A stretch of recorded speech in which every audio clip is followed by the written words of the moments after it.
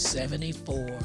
Okay. And we were just rising. The women's, oh my God, they were like ready. The newspapers came out, everything. And I got right in the mix of it. That was Midgett. I'm Jeff, and this is Storied San Francisco. In this podcast, Midgett picks up where she left off in part 1, with her heroic escape to San Francisco in the early 1970s. It was a time for women, and San Francisco was no exception. She started teaching and eventually connected with the folks who opened the Women's Building in the Mission. Midgett did workshops on parenting and sexuality there for several decades, eventually turning those workshops into writings on those topics. These days, now retired from teaching, she started a subscription-based service where you can get Midgett's writings on topics such as parenting, friendships, relationships, sensuality, sexuality, and aging. Go to midgetsreadingroom.com and subscribe today. Here's Midgett. So I wind up telling Henry I was going across the street. And I told him, I said, but Henry, you stay here. Because I know you like Chinese food. And I'm going to bring you some. He never got the Chinese food. He's still waiting. No, he's dead. Okay. Okay. So I came out here and go ahead. Can we back up really quickly? Yes, and it doesn't have to be quickly. Do you know what brought your brother out here? Oh, he was in the Navy. That'll do it. Yeah. Alameda? Where was he? They were Alameda. I think they were I Port can't Chicago. remember, somewhere here. The Navy was out here. Oh, yeah, he did the Navy. And my other brother came here, I think, for the weather. I don't know. Him and his family were here. Okay. My oldest brother. That brother that brought you out here, though, he came for the Navy, but then he stayed. No. The brother that brought me out here, he lived out here. Yeah, he lived out here. He had just moved to California. Do you know what it was that attracted him out here from back east? I think he was leaving his wife. I think that was a story in itself, Yeah. okay? But I think he was leaving his wife. Yeah. Or he brought the wife out here, but they didn't get along. So I think they separated. Mm-hmm. But when I came here, my other brother was here. So, and then my mother also left an apartment here. She came here to visit. She thought she was going to stay because my younger brother was here. So she left. Yeah, she left the apartment. Hello. So when I came here, me and my 2 kids moved into that apartment. Where was that apartment? 729 Jones Street. I Okay. remember that, downtown. It's not like it is now. No. Tenderloin or theater? It was like borderline tenderloin. Yeah. Yeah. But the area was nice at the time. Yeah. The apartment was nice. Yeah. It was a 1 bedroom, really nice. Yeah. But I was nervous staying there because it was a question of, was mother going to come back? Oh, okay. So I had figured I had to get out of there. Okay. So I got a job first or second week I arrived here. Let's I was back very up lucky. Yeah. real fast again. Yeah. Was that your first trip to first time to be in San Francisco? Oh, yeah. I wanted to be stationed here. Right. Oh, I wanted to be stationed here so that never bad. happened. Well, I was glad it didn't.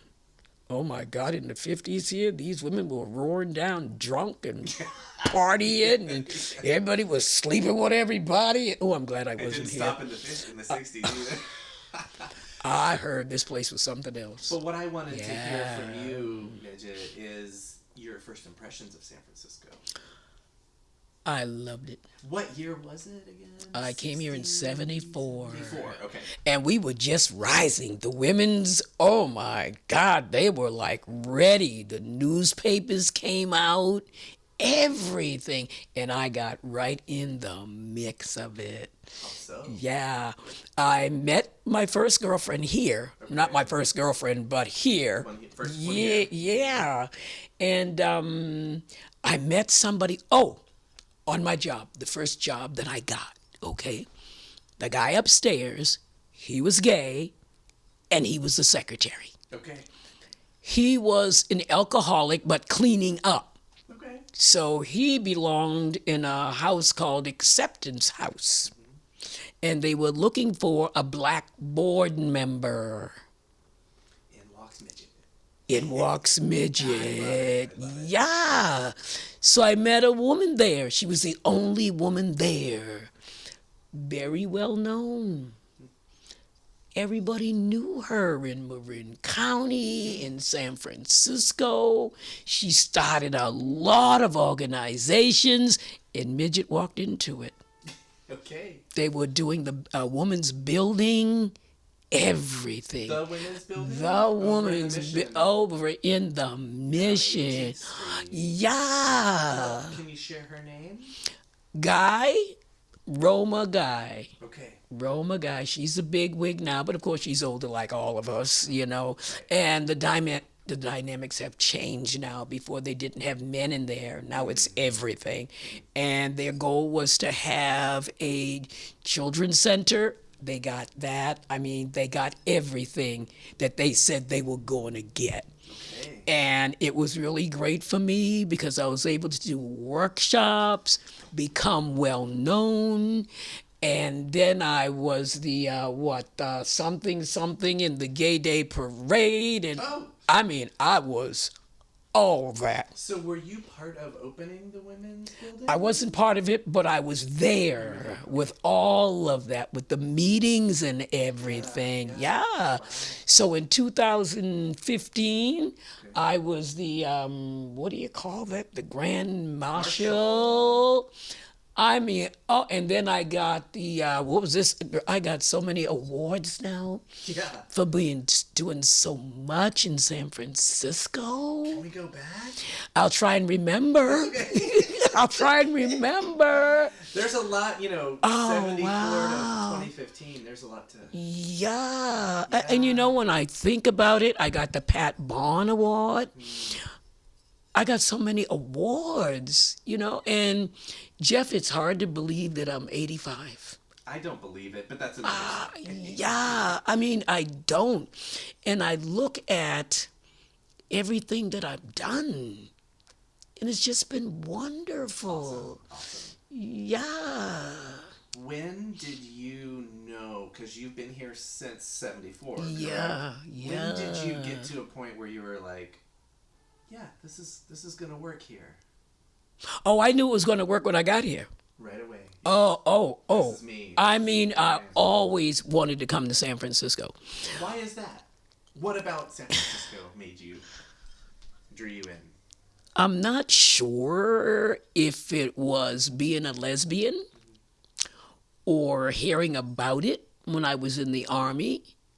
I don't know, but I knew I wanted to get stationed here. So maybe that was it. That was it, but I'm glad I didn't come. Right. I think I'd have been a mess. Yeah. I think so, yeah. But then coming Yeah. after. Coming at the not time- just after the Army, but after you've. Now, Coming at the time that I came was perfect time. Because now you've had children and you had more experience. and- Yeah, it was good. It was good. And I just fell into everything, and it was the start when they needed somebody on the board, a black on the board. That was it was so powerful. I'm like, wow, Midget, this is nice. And I just kept on being on all kinds of boards, Yeah. Awesome. And for 30 years, we had an organization called NIA. For 30 years, a black lesbian organization for 30 years. I've been on an organization, I would say maybe 7 years, maybe 8. Older lesbians organized for change. Okay. I don't think there's maybe 5 blacks Right. there. But I need that balance. Yeah. I need the balance. The balance because they're my age. They're all my age. Your peers. Yeah. And Nia, I needed that because they're African American, but I'm older. Okay. When we started, I was 50. Right. The youngest was 30. Okay. And just bringing that energy in, I was appreciated, Right. then loved, Yeah. but I was appreciated. It just folded about 2 years ago. Okay. So now there is one in LA, which I was going to go to, but the pandemic hit. So that's not going to happen. There is now something on Facebook, Black. Right. So I joined that. Okay. So here I am sitting, wanting to go to LA, but I know it's not going to be for another 2 years. I know that. Yeah. Because you gotta be safe. about it. Yeah. So the one that I'm on now on Facebook, that's exciting. It's a very sophisticated one, like Nia. Okay. People talked about Nia. You know, they said we all were a bunch of snobs, which they were. Oh, okay. Oh, yeah, they were a bunch of snobs. I was gonna say people talk, but it sounds like they were on this. Oh my God, you know, because we all were professionals, you know, Yeah. doctors, lawyers, teachers, come on now, come on, you know what I mean? And then one day we'd sit down and say, we need to do outreach in the projects. So who was going there? You weren't going, Right. you know? Yeah. So with OLA, they're doing, what is it called, virtual, viral, or whatever. Virtual, yeah, Zoom or whatever. I don't do that. Yeah. I don't do it. So, but I'm not lost because what they're doing, they do send me the information at some point. Maybe I'll do Zoom. Okay. Maybe I'll do Zoom. Yeah. But where I'm at right now is talking to a friend of mine, and she's the one who got me to start my business online. Because she said to me one day, she says, Midgett, all them workshops you've been doing all those years, why don't you put it online? And that's how I got started. One more request to back up. Yes, I backup is good. I want to hear how you got started teaching. You were a teacher. You were a grade school teacher. Started Am I in New wrong? York. Okay. Started in New York. Okay. What happened was they wanted a board member in the school that my daughter was attending. Okay, I was a stay-at-home mom. Tony Henry, although I hated him, I was a stay-at-home mom. So being a stay-at-home mom, I wasn't bored. Right. You know, I mean, I loved all the kids in the neighborhood. We do things I didn't have to go to work. So one of my neighbors came to me and said, Midgett, we'd like to have a board. We'd like to have a black person on the board. She was black. Okay. Rich white kids from Riverdale, whatever. So I said, cool. Okay. So I put my daughter in the school too. And I volunteered. And the director said, you're good.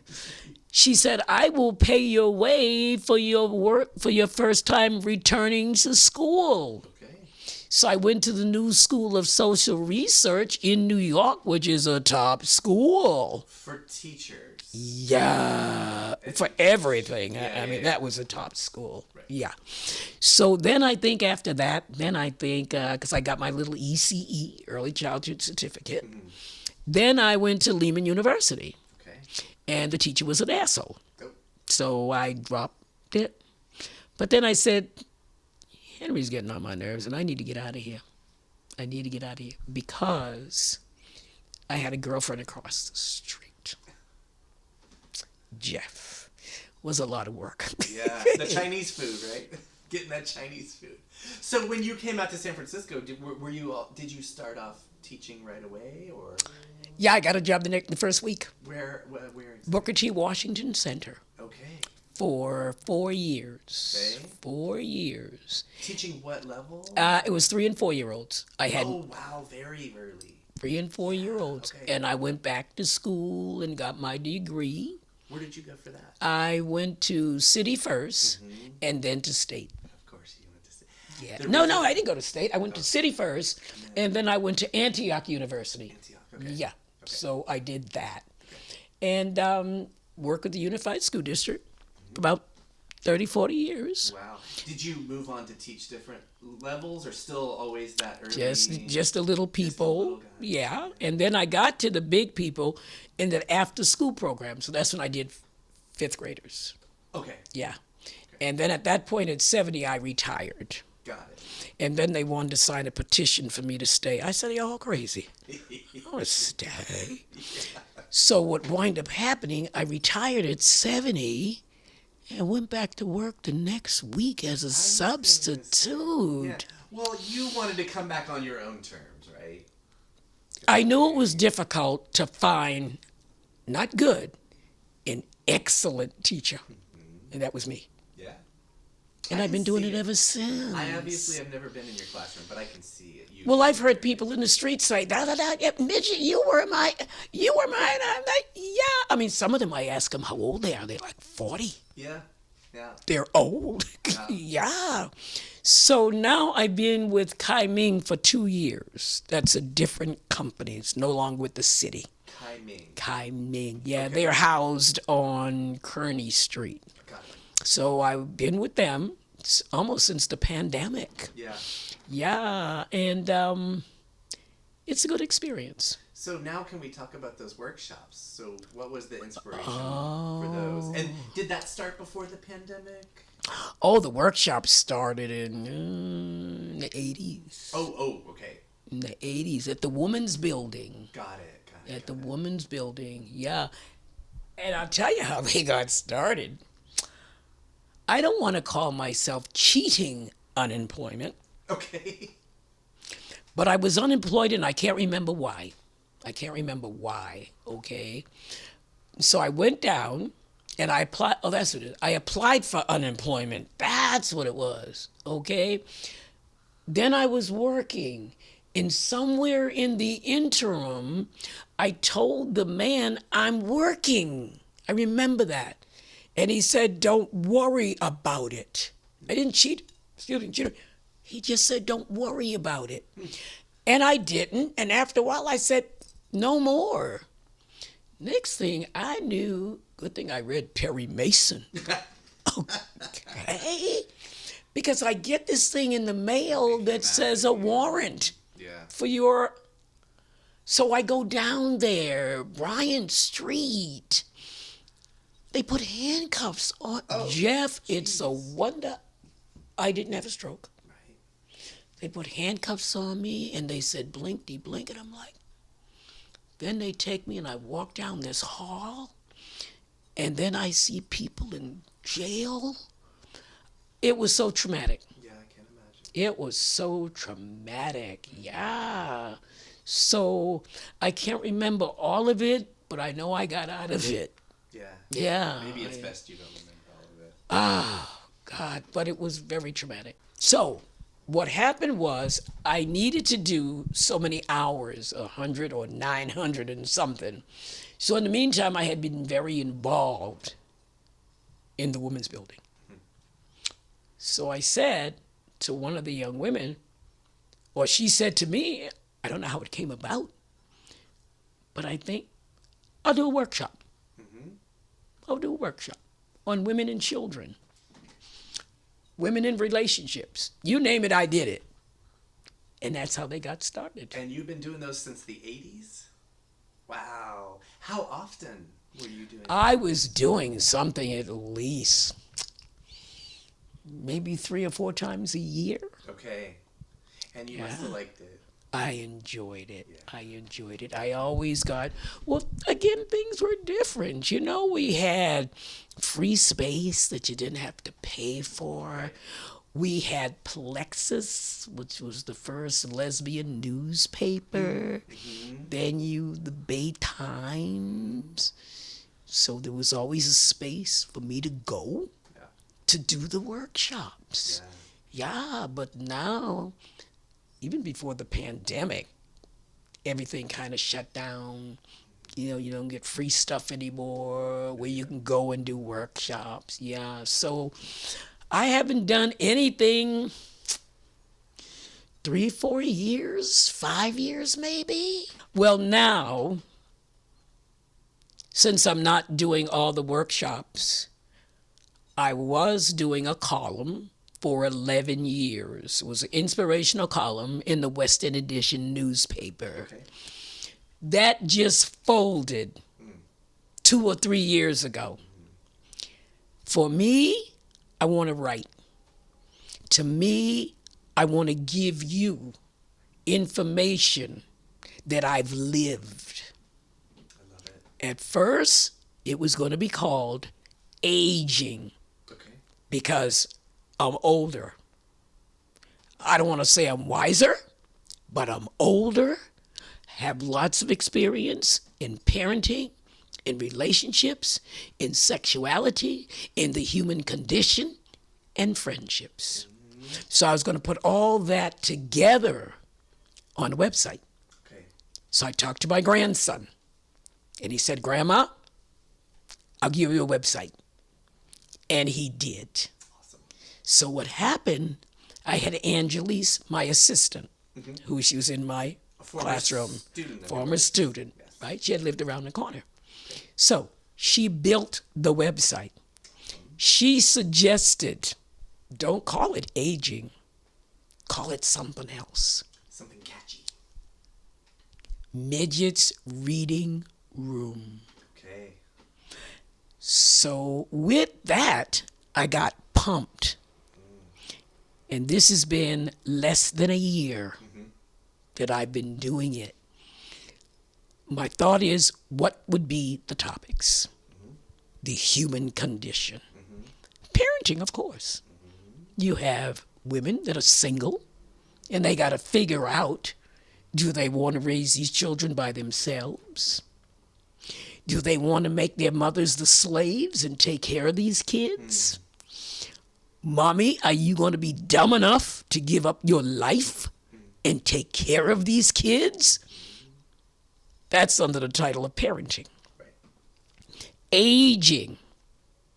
What's going on with you? You're getting older. We all are. Do you think it's the end of your life? Do you think you need to quit your job? Are you afraid of dating? Are the children still at home?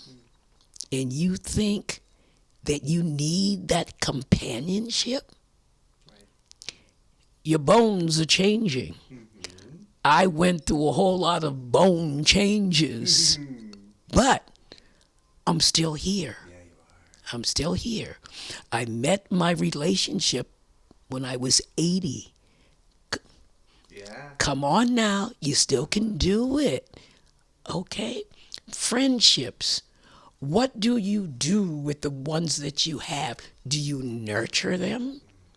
So what I suggest, send them a card, call them up, Show them you care. show them you care, email them, do something.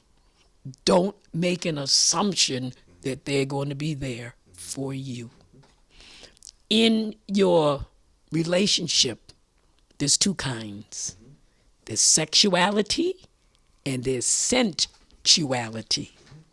Now, fucking is nice, but when that runs dry, then what happens? Right. Can you just sit down and caress each other and just talk to each other And be with each other. and just be with each other? Can you do that? So I brought all those human conditions together.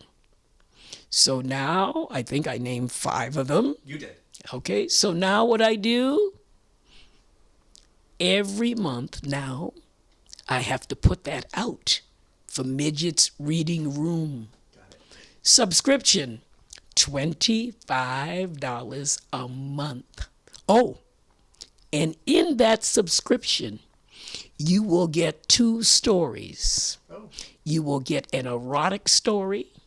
You will get a straight story, erotic story, Okay. and you will get stuff.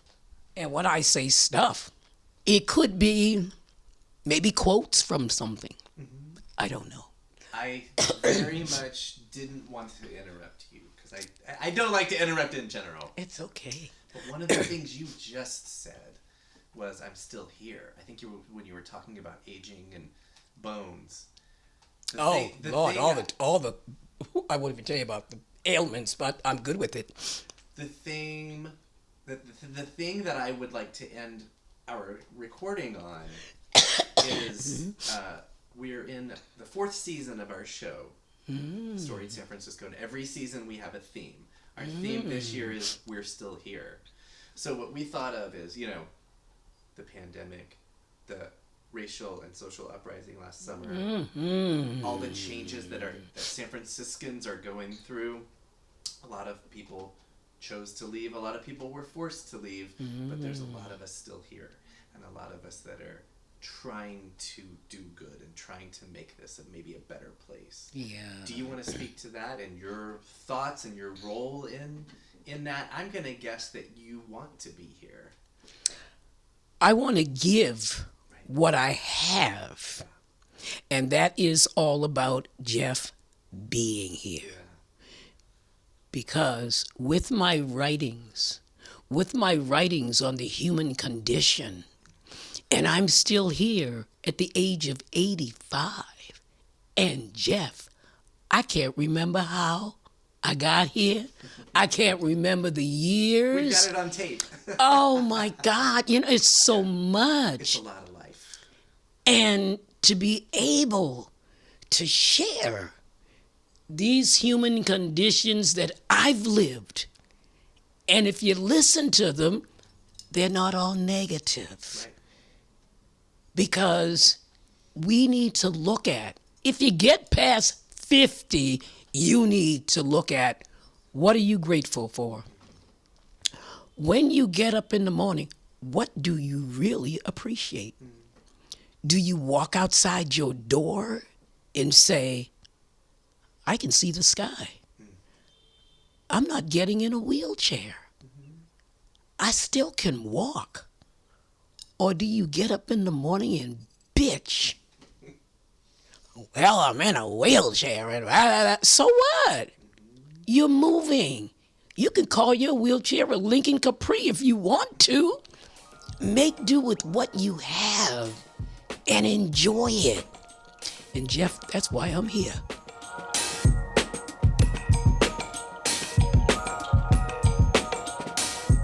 That was Midgett. On the next episode of Storied San Francisco, you'll get to know comedian Mike Evans Jr. Episode 23 drops next Tuesday. Subscribe wherever you listen to podcasts. Music for the podcast was produced, performed, and curated by Otis McDonald. Original photography is by Michelle Kilfeather. Aaron Lim of Bitch Talk Podcast is our contributing producer. And the show is produced and hosted by me, Jeff Hunt. Now in our 4th season, we have more than 160 episodes available on our website, storiedsf.com, or wherever you listen to podcasts. If you can, please rate and review our show so we can reach even more folks. We love email. Drop us a line at storiedsf@gmail.com. Thanks for listening. Stay strong, stay healthy, keep dreaming, and we'll see you next time on Storied San Francisco.